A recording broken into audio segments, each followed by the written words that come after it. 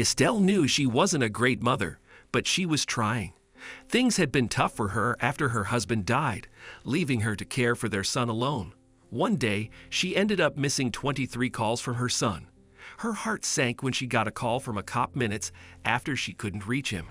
Before we continue, please take some time to subscribe to Dailydose, like and share this video with your friends. It's always painful for me to think about. It's not like I did anything on purpose, but it's true that I wasn't there for my son whenever he needed me. Hello, my name is Estelle, and I'm a police officer, a widow, and the mother of a 14-year-old boy. You can call me the world's worst mother and despise me for what I did, but please refrain from doing so until you've heard my side of the story. I wasn't entirely to blame for what happened that fateful day. After my husband died, things got tough. He was a cop too, and our family's breadwinner. I had never worked before, and transitioning to a working woman's life while grieving my husband's death was hard for me. In fact, I wasn't even over his loss when I threw myself into work to support our son, Clayton. I would never hurt him intentionally, and I would never ever dismiss him.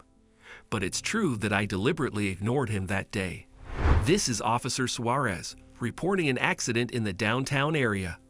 Officer Bruns, my partner, is with me. Please send backup. I was heading to a crime scene with my partner. It was a serious case, and we didn't have time to lose. A child was in danger, and we had to be quick to save her life. I heard my phone vibrating as we reached the location, and I checked it. Clayton, read the caller ID. I put my phone aside and rushed to another child in need. Busy. I'll call you later. I had typed before getting out of the car, but unfortunately, the message wasn't sent. I hadn't pressed the send button, apparently. When Officer Bruns and I returned to our car, we rushed back to the station. The operation was successful, and I'd managed to save the little girl in danger.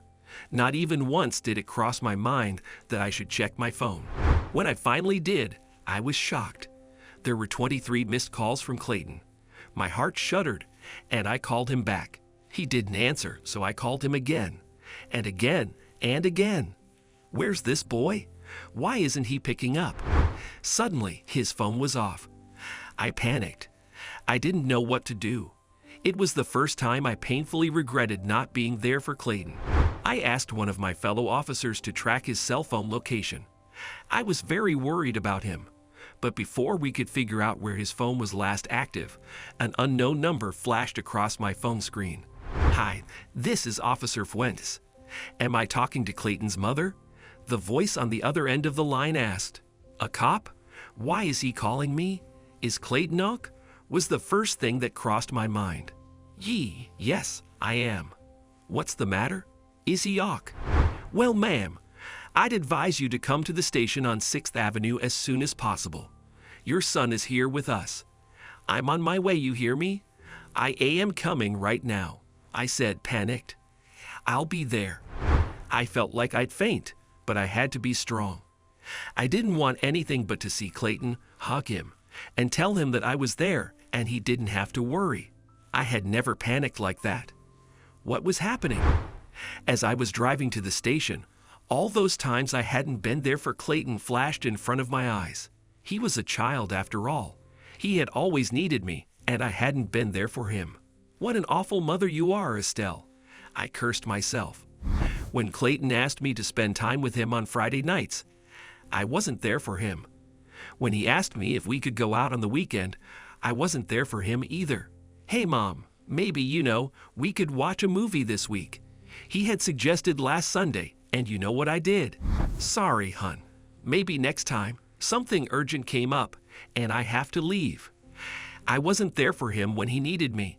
He called me after school every day to tell me about his day, but I was always busy and told him I'd talk to him later. I frequently returned home late, and he was already asleep, so we never really got to talk about things or spend time together. He would sometimes be upset, but I did all that work for him, to provide for him. I remember him wanting me to be there for a school play where he was one of the main actors, but I couldn't because I had an emergency at work.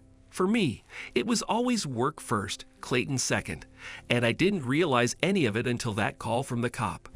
When I reached the police station, I rushed inside, screaming Clayton's name. It was then that I saw him. He was all right. He was sitting with a cop and talking to him. Clayton, Jesus. Are you all right, hun? I rushed up to him and hugged him.